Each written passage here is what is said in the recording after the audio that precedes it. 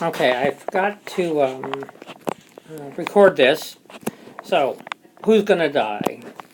Um, what I did was I went around and I picked people and I said, you're going to live, and if I don't pick you, it means you're going to die. And there were only a small subset of people that were actually going to live. Um, and I said, everybody else, most of you are going to die either at childbirth or as an infant, probably from an infectious disease, or sometime during childhood when you're at greater risk of dying. Uh, and then I said, I believe, something about the fact that this is how it used to be, that you might have 200 out of 1,000 births, and only 200 would survive out of 1,000. 800 would never make it out of childhood. And this was the way things were for most of humankind. And even in places that are not developed in the world, in some places there's very high childhood mortality. And I said also, other things killed people, famines, the plague completely wiped out half the population in Europe, things like that. So there was not very much of anything that people could do to protect themselves. That changed in the 19th century once the germ theory of disease was proposed and tested. And then people started to realize, oh, this is what actually causes disease, not some other crazy stuff about humors. And one of the first things someone did was actually look at disease outbreaks. Like in London, there was an area there where almost everybody got cholera. And cholera back then and still today is often a deadly disease. People die from complete dehydration. And this public health worker, or I think he was a physician named Snow, he started plotting where, on a map, where all these cases were. And he found a cluster all around this one well. And so he thought, well, perhaps it's this well is infected with cholera, and people drinking from it are getting infected. So he stopped everybody from trying to drink from the well and getting water from another well. They had to go further, but once he did, the cholera epidemic basically stopped. So sanitation was a huge deal, and people actually started surviving things that were waterborne or foodborne illnesses. And then, of course, over time, more and more was learned about medicine, what causes disease, all kinds of stuff. Until today, we've got a very advanced medical system, at least for people who have insurance and all that. And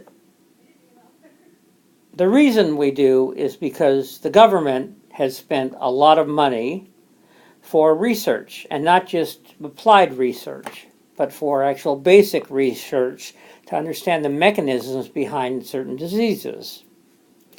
So science can be very pragmatic about learning new things and applying it and making people healthier, but also there's a lot of science that people do that is strictly basic science, but you really can't do the applied stuff without understanding the basic.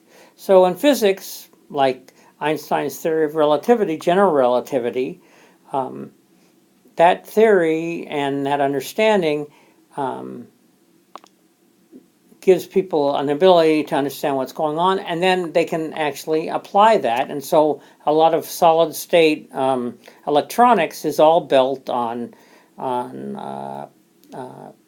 his general theory of relativity, or the photoelectric effect that he discovered in 1905.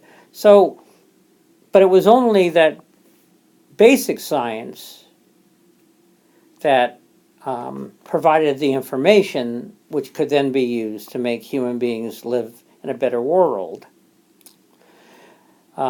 So, unfortunately, our government has not been funding as much applied or basic science as it used to.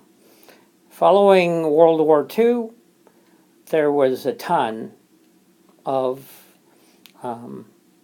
applied and basic science. Both parties budgeted lots of science money so that science could be done, and that's why the United States became the center of science. Before that, it was Europe. So, but unfortunately, now we've got some people who don't understand what science is, or they are distrustful of science, or whatever it is. But without science, you would not be probably here today, and you wouldn't have all the tools that you do, like computers and plastics and this whole building that you're in and all kinds of different things because of science. So talk to your congressman and email them and say, we have to have more science being budgeted. That's it. That's my bad. Okay, try to remember that. I'll go back and I'll re-record that for posterity. But a lot of the stuff that you learned about, that we learned a little bit about science, is we learned basic science, and you take what we learned in basic science. That means forget about applying it to anything, just learning about how things work. Then you're going to take that and then apply it to, let's say our lives. And so a lot of the things, solid state, electronics, I mean, all that came out of Einstein, the guy who came up with the modern theory of gravity. All the material that we have, like plastics, that's material science. Those came out of chemistry. All that kind of stuff was because of basic science. And so even though people generally don't understand that their lives really rely on that, I want you to start understanding that, because we've been spending a lot less on science. Our country has over the last 10 years or something like that. Now, of course, people are still living long, absolutely, but the kinds of things and the kinds of money that's available is just not there for doing the kind of basic science that we need. So now we're running out of antibiotics. There's a bunch of frontline antibiotics that used to work on almost anything, and they don't anymore because of resistance. So when someone says, well, why do we need to spend money? I want you to understand why and how it's actually impacted your individual lives. Okay? And frankly, I don't think we could spend enough money. Right now, what's happening is, usually what happens is you go through and you get let's say a PhD, and you want to set up a lab. Well, that takes a lot of money. And there's a lot of PhD people who then go on and do postdocs in someone else's lab. Now, in the past, they would all eventually start their own labs, but there's not enough money to do that anymore. So the kinds of things that we discover are fewer, and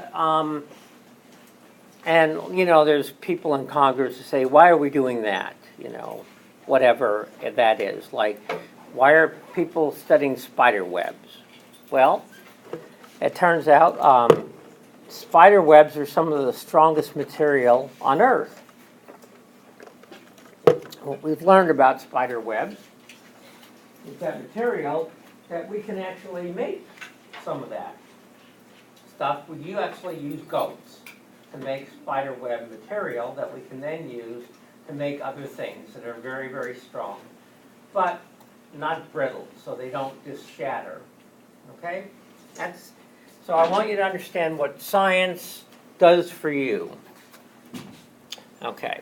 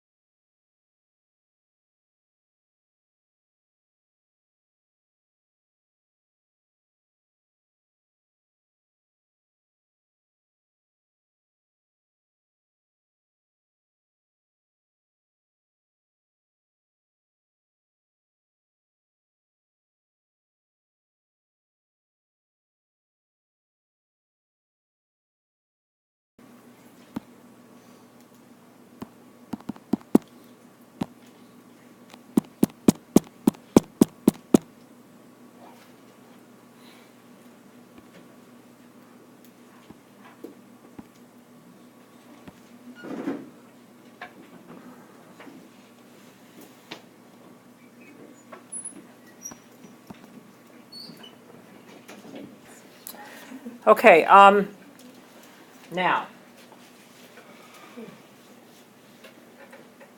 that's what scientists do. You might think, well, why should the government actually fund that? What does that do for anybody? Well, it's kind of interesting. Um, it also gives us an idea about cognition. You know, what certain animals can do. Used to be thought that only humans could like plan and all that. Now, ants don't have very large brains, obviously, and they don't think I need to count. Remember what I'm counting. They don't do that. They just, in their nervous system, kind of remembers how far. But they set up this experiment, of course. There was one of those groups, the one that was just had nothing done with their legs. That's called the control. In other words, nothing was done. They might have picked it up and put it back down, but they didn't do anything to it. Now, the other two things where they elongated or shortened the legs, that's called the treatment. And that's so you're actually testing. Now, you make predictions about, oh, ants can count. We say that's a hypothesis.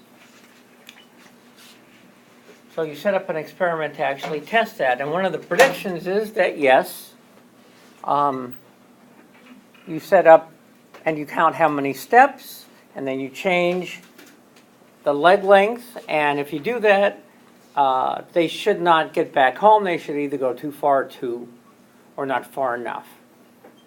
So those are the treatment effects. And of course, they then show that, in fact, ants appear to be able to count. Other people have done the similar experiments. Now, one thing they didn't do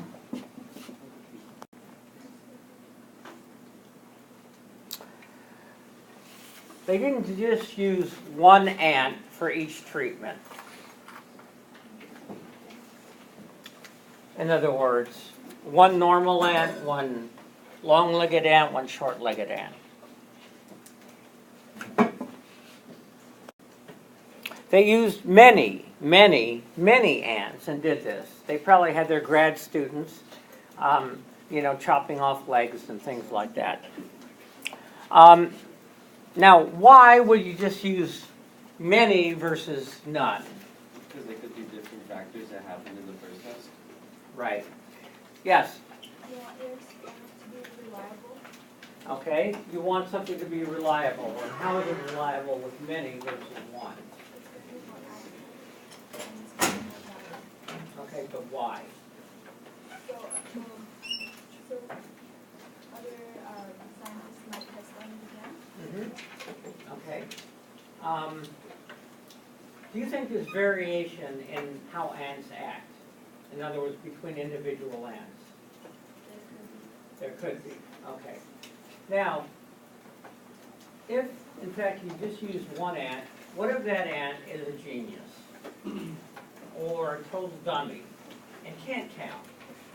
Okay? You might think, oh, there's nothing there.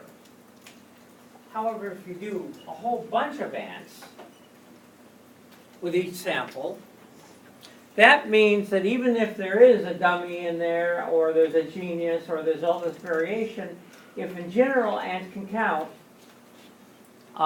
you're more likely to find out. So this is, when you use a sample, you don't obviously take the whole population of ants, you just take a sample of it. And what you want is something called a representative sample. Okay? Now, a representative sample means that the group that you've chosen is much like the general population. This is very important because if you don't have a representative sample, you could be misled. And I'll give you an example of that.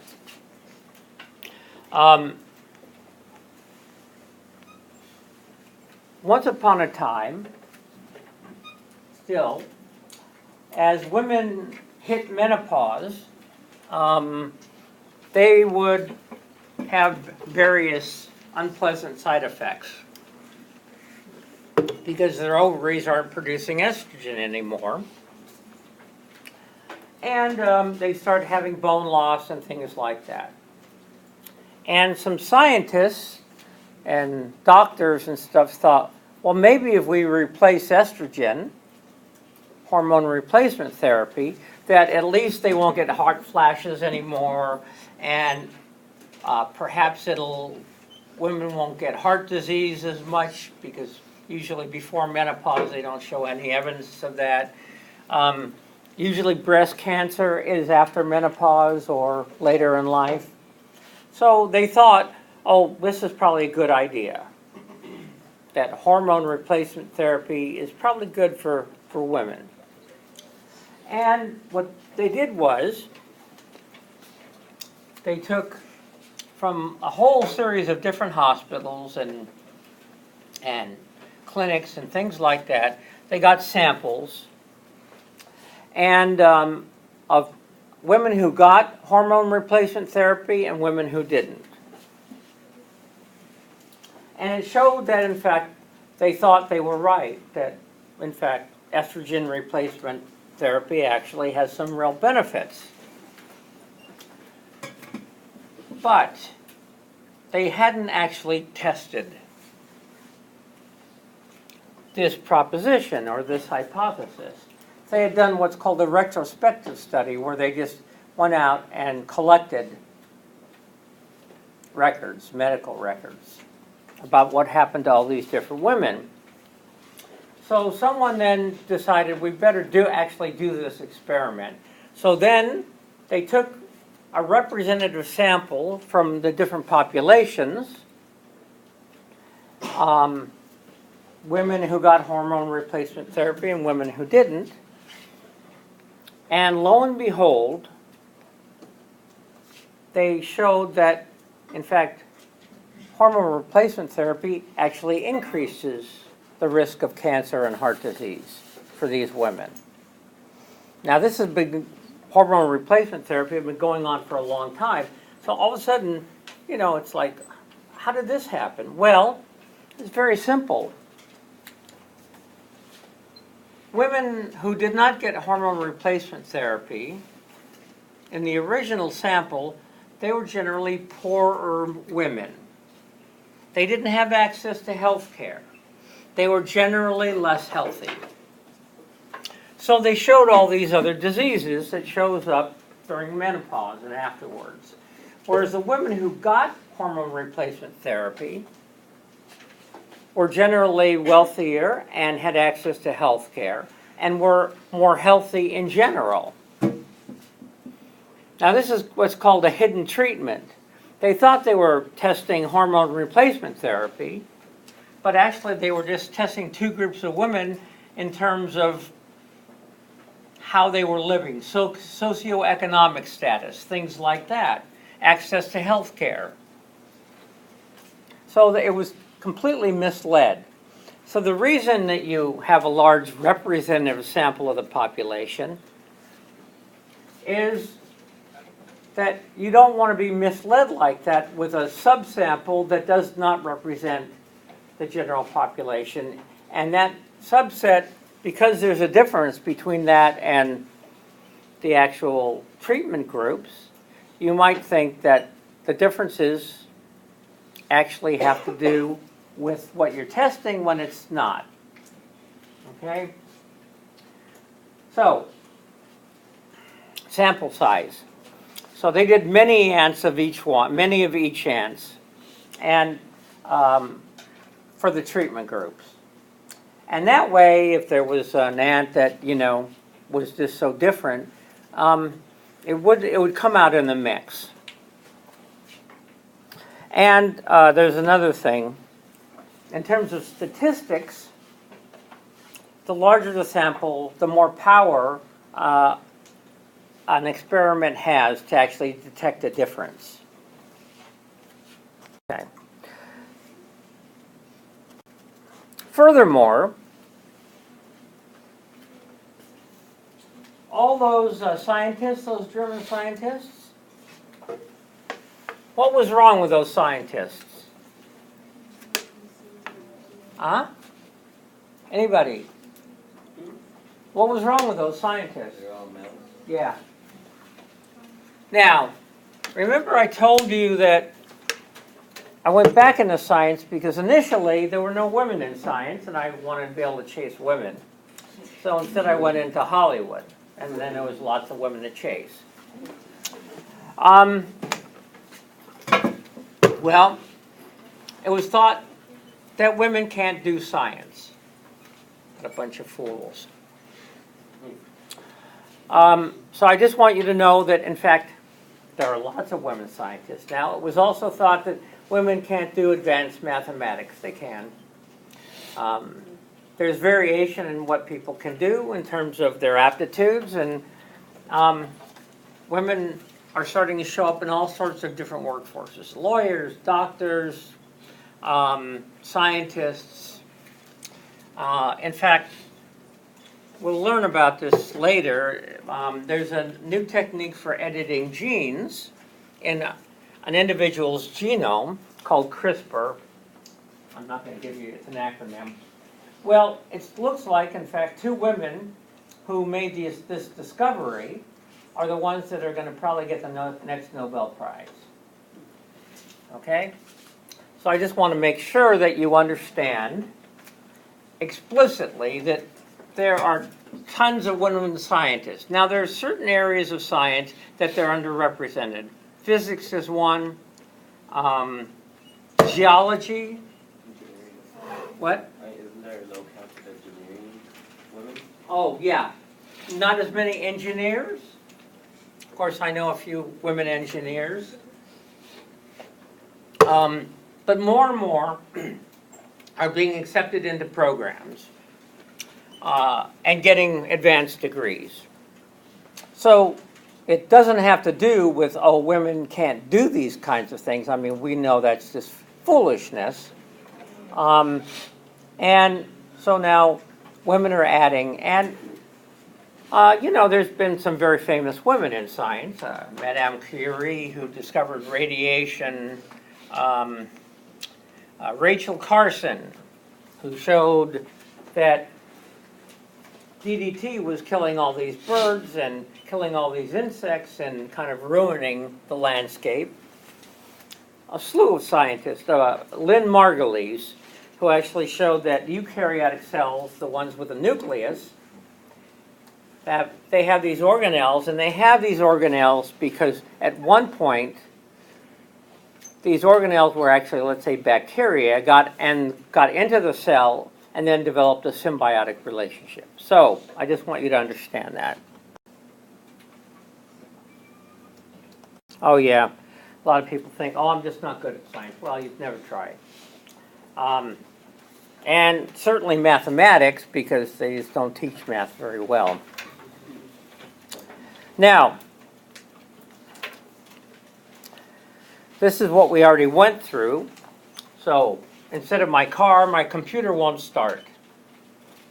We'll say, oh, it won't start because the battery is dead. And if I plug it in, then it will start. Right? So, my computer won't start. That's the first thing we observe, and we say why. And then we make a hypothesis about the battery being dead. And we also make a prediction that if it is the battery, we actually plug the computer in, it will then run because it has access to electricity. And then you do a test of that, but you don't just use, let's say, if you want to learn about a bunch of different computers, they want to make sure they're shipping computers that are good, they do this with 1,000 computers to make sure, and then they'll see what the failure rate actually is. So you then find out it wasn't the battery, and you reject that hypothesis. You've disproven it. Now remember, you can disprove a hypothesis, you just can't prove it.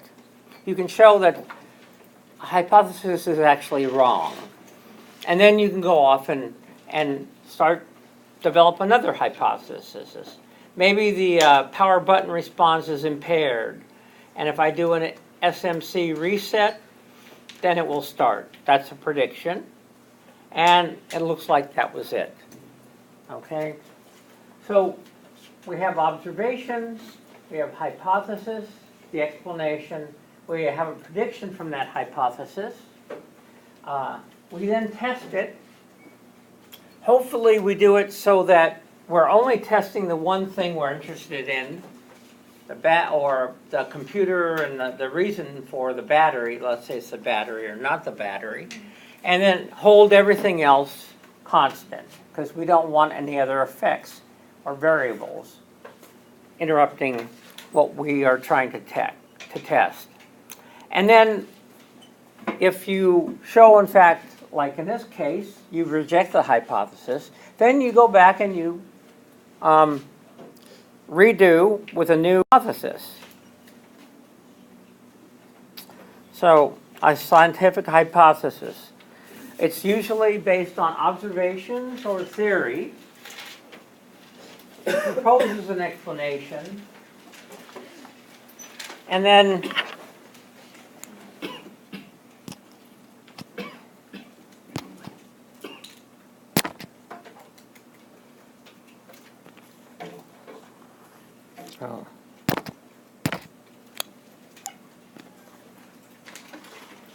and it must be testable. That means you must be able to prove that that hypothesis is false. Not that that hypothesis is true, just that it's false. In other words, you need a test and a hypothesis, like Dr. Feynman showed on that little video that I showed, where you can actually be wrong. Now, if you do the same, let's say, experiment over and over and over again, and you fail to falsify it or show that it's wrong, then there's more and more and more evidence, in fact, that it might be right. But it's always provisional. That means there could be another explanation that you haven't actually realized causing the effect that you're testing. And so new evidence, it means you'll have to either toss your original hypothesis or modify it. Same thing with a larger theory. So Newton had a theory of gravity. It stood for 300 years. It made very testable predictions until Einstein came along and realized there was some things wrong with Newton's theory, and actually it was the real universe is very different. So here we are, the scientific method again. Observation, hypothesis, prediction, test. Then do not reject the hypothesis. That means the prediction has come true. That means there's some support for the hypothesis that you develop. If you show that it's wrong, that you falsified it, then you have to reject the hypothesis and go back and find another explanation.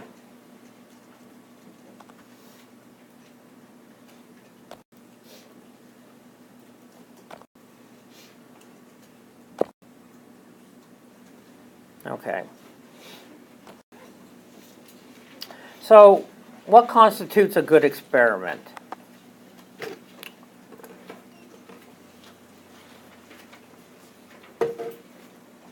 Let's say I have a grad student, and she is testing. I've given the grad student some question, and she proposes a hypothesis or a series of hypotheses. And she goes out and collects data. However, she has an assistant who's just helping her collect data, and that assistant is recording things that aren't actually happening. This assistant is some a guy who just isn't getting enough sleep, something like that.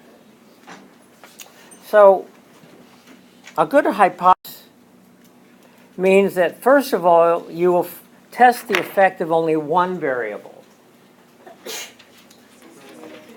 Salute. Let's say you want to know if vitamin C protects against a cold.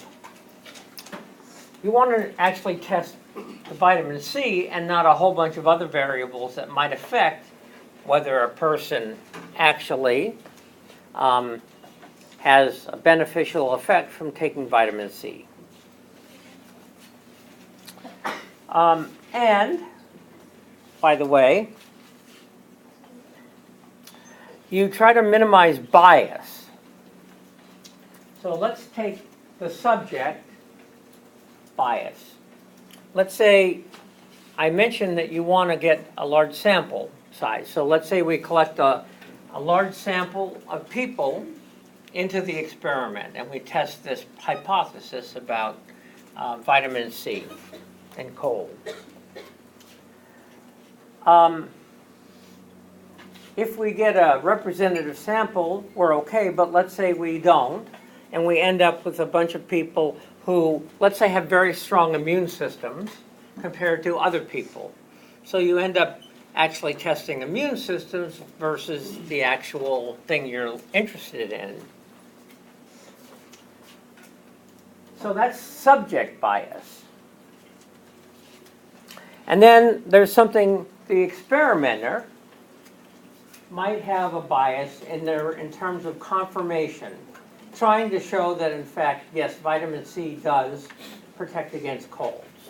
In fact, that experimenter is absolutely certain of it and sets up the experiment in a sloppy way where it actually doesn't test what he's thinking, because he wants to find out something that actually shows a difference. And then we use something called a statistical analysis. This is where sample size comes in. You want a representative sample.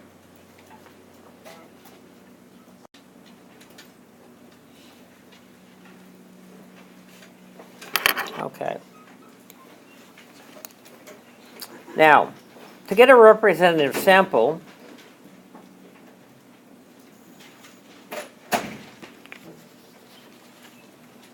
you need to pick it randomly.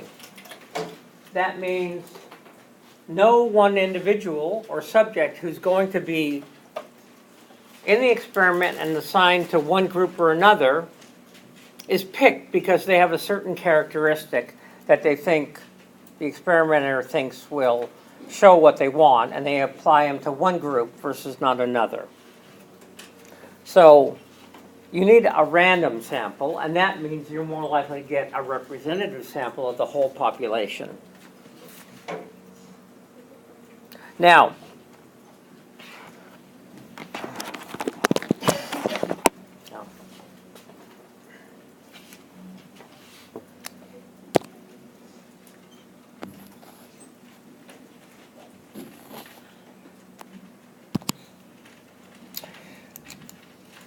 the control group is the group that doesn't get the treatment, like with the ants. The ones that their legs didn't get changed. Or the individuals, they're testing vitamin C, and one group gets vitamin C and one group doesn't. So that's the control, the group that doesn't get vitamin C. And then the treatment group is the one, let's say, that does get vitamin C. And the two groups, you want them to be well matched in terms of age, sex, all kinds of different things. So you can control for these extraneous variables because you're not interested in them. You're actually interested in vitamin C.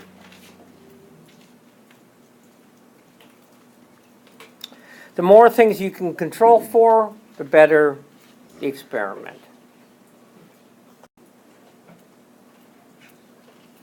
So, types of variables. What's the name of the variable that's manipulated during an experiment?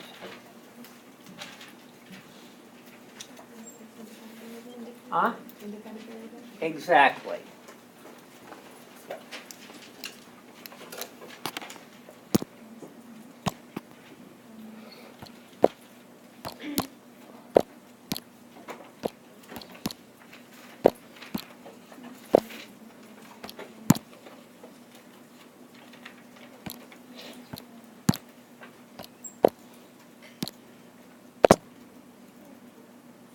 Okay.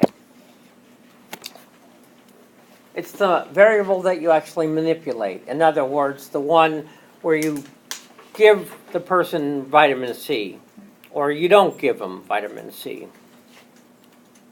What's the name of the variable that responds to the treatment? Dependent variable.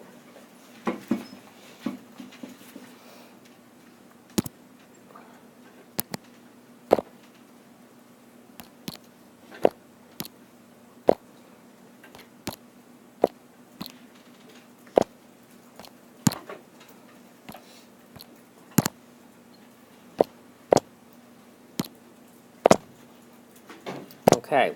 Also, it can sometimes be called the response variable.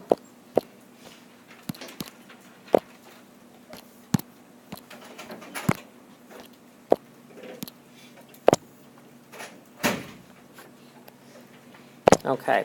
That means the dependent variable, you don't do anything. That's the outcome. That's the outcome in terms of the prediction that you're making. The only variable that you actually manipulate or change, in this case, let's say vitamin C, one group gets it, one group doesn't, is the independent variable. Now, you can have, yes? Okay, wait, so you're saying that independent variable is the one that we will give the vitamin C, it's not to the dependent, because, Yeah. okay, so, So the dependent variable in that case will be, do they get colds or not? So you give it to them. So let's say one group gets vitamin C, the other group doesn't, and then you take cold virus and shoot it up their nose for everybody, and you see the same, are there the same number of cases of having a cold, or are they different? In other words, let's say if your hypothesis is true, the vitamin C group should have fewer colds. So the independent is not the same as the control, right? No, the control is part, that's good. So the independent is a variable that you manipulate. So one group will be the control, and the other group will be the treatment group who gets, let's say, vitamin C. Now, you can have more than one treatment group. Let's say you want to actually test dosage effect of vitamin C. So you have one group that gets 1,000 milligrams, a group that gets 10 milligrams, a group that gets 0 milligrams. That means there's three treatment groups. The one that doesn't get any, that's the control group. Now the control group, you want to treat them exactly the same way as you treat the other groups. They can't know which group they're in. So you give them, actually, a pill.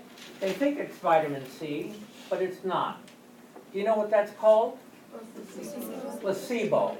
Exactly.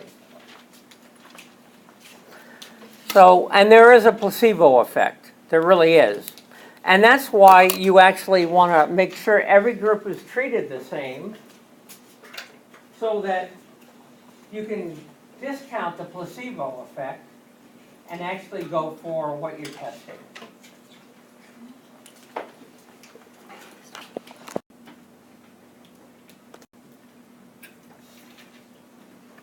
Okay, so here's a question. Is it better you do a survey and ask who takes vitamin C and how often they catch colds, and is there a relationship which you're testing between vitamin C and a cold resistance? Do a survey and ask who takes vitamin C, then put the vitamin takers into one group and the rest into another, and then expose each group to a mild virus and see who catches the cold, noting the difference between the two groups. Or take a large group of subjects and randomly divide them into two groups, then have one group take vitamin C supplements for 2 weeks, and the second group take identical tablets with no vitamin C, the placebo, for 2 weeks, then expose them to the virus and see if there's any difference. C, okay? The others are actual, they're studies, but you're not controlling for all these other things that might be happening. Are these people actually reporting whether they get colds or not, or did they forget to take vitamin C? All these different things. So you want to control for that and make sure we're just testing the vitamin C hypothesis.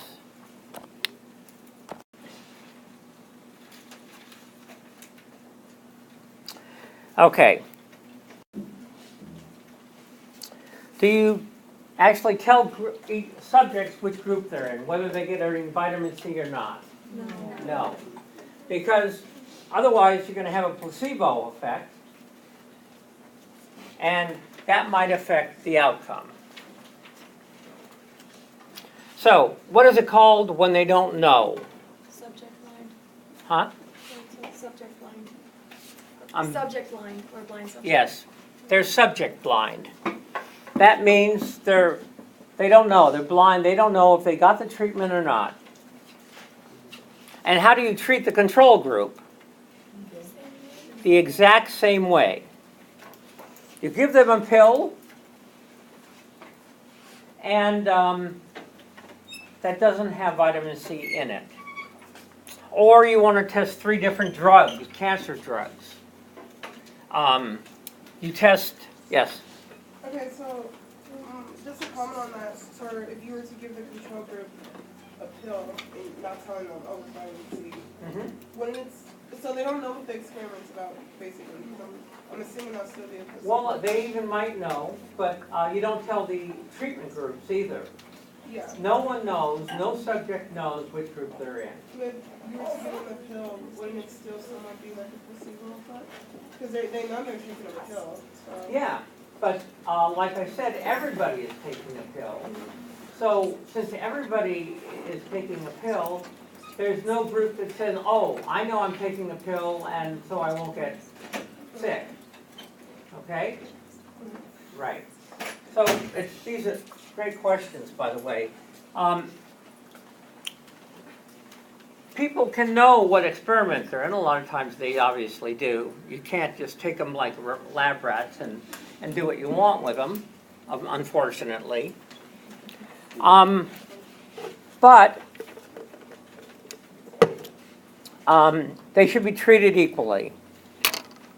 Now, like the subject, you really with the ant experiment, each ant knows which group they're in, don't they? They can look around and, one group has normal legs and they're thinking, great, I didn't have to do that stuff. The other one has short legs and, they don't have those long legs anymore, okay? So in that case, you are not blind, the subjects are not blind into what is happening to them. They know exactly what's happening. So you try to make sure that you actually can do a blind experiment where one group gets something, the other group gets what appears to be something, but they don't.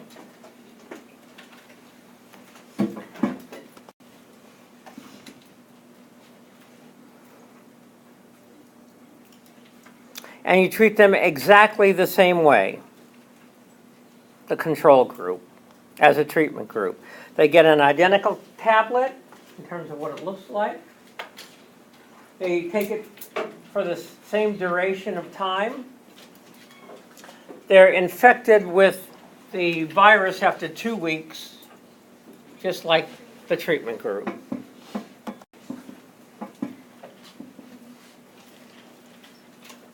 So, confirmation bias. Well, a lot of times you want to make sure, let's say you come up with a great hypothesis, and you really want it to be correct. So you go and you set up an experiment that is biased, and you get the effect you want. But there actually is no effect. Pretty much like the estrogen replacement therapy. It was assumed. So when the experimenter is actually testing vitamin C, they don't know which individuals and which group members are actually getting vitamin C and which are getting no vitamin C. That means the experimenter doesn't know. They've set up a protocol so that a technician, they're given a bunch of pills and they say, give these pills to that group and this pill to another group, and you don't know who's getting what. That's called a double-blind experiment. That's the gold standard in terms of scientific reliability.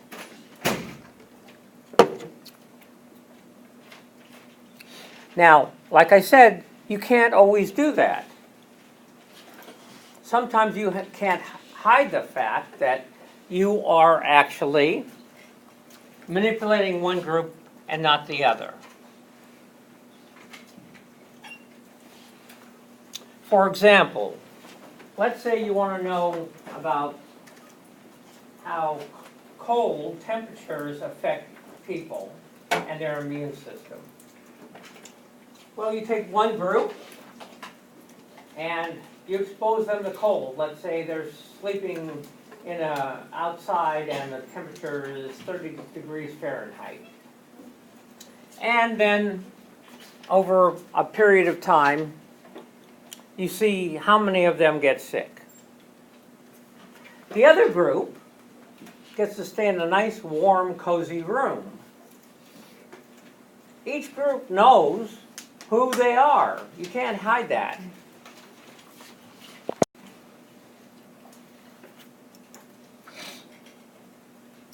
Now, we use a bunch of statistics to determine, let's say, a difference between, let's say, the vitamin C, 20 people get a cold, and the control group, 25 get a cold.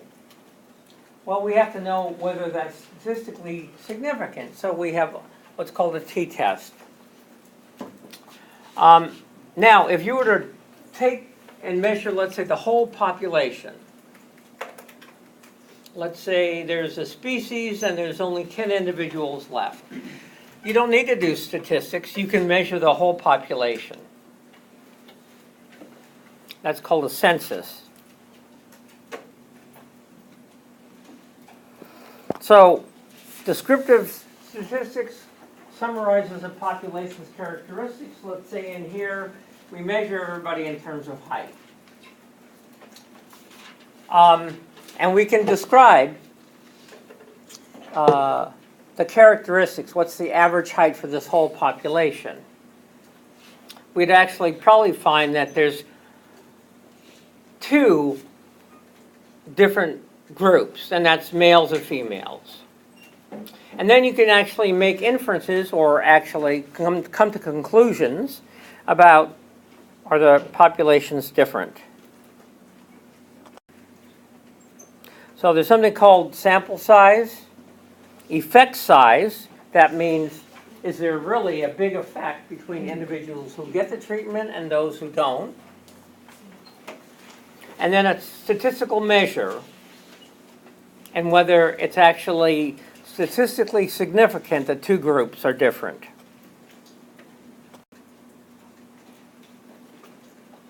Okay.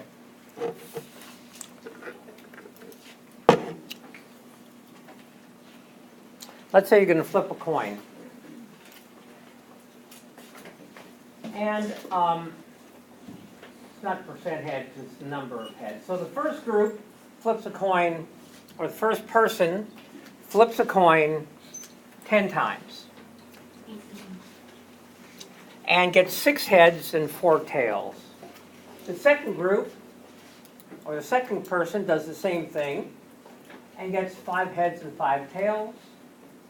And then all the others also get 5 heads and 5 tails. This is not a very big sample size. This is small. So let's say you would have 100 people doing this on each side. And then in the second group, the first one gets 2 heads, 8 tails. The second, 7 heads, 3 tails, 5 and 5. And then you can see, well, there's 21 different than 19. Depends on the sample size. I could tell you right now there would be no difference. In other words, it looks like there's a difference, but there's not.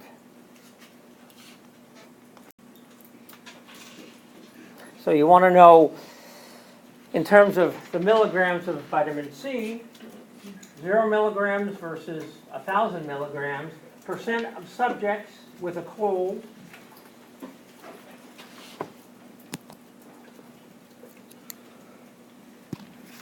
okay, and then whether they got the treatment or not. And you say, well, 80% got a cold, and for the other group, only 10% did. Was that really statistically significant? Well, if you only had, let's say, 10 individuals or 5 individuals in each group, you don't have very much power in terms of detecting a difference, and so it might seem there's a difference, but there really isn't.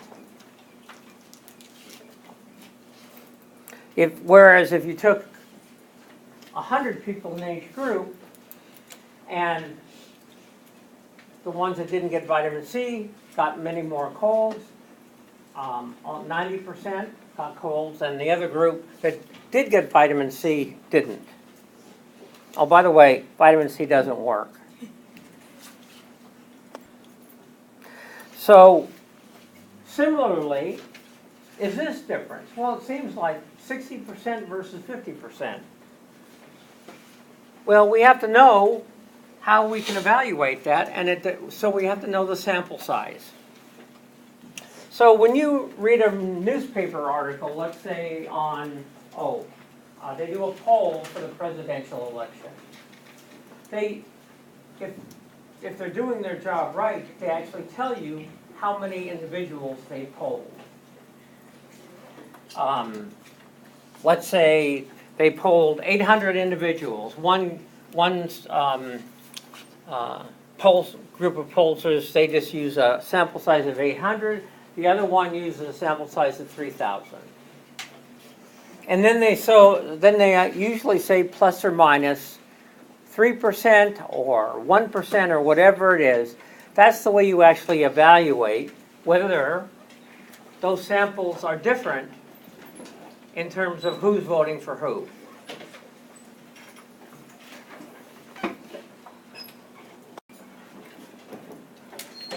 Okay. So, this is what you're looking for.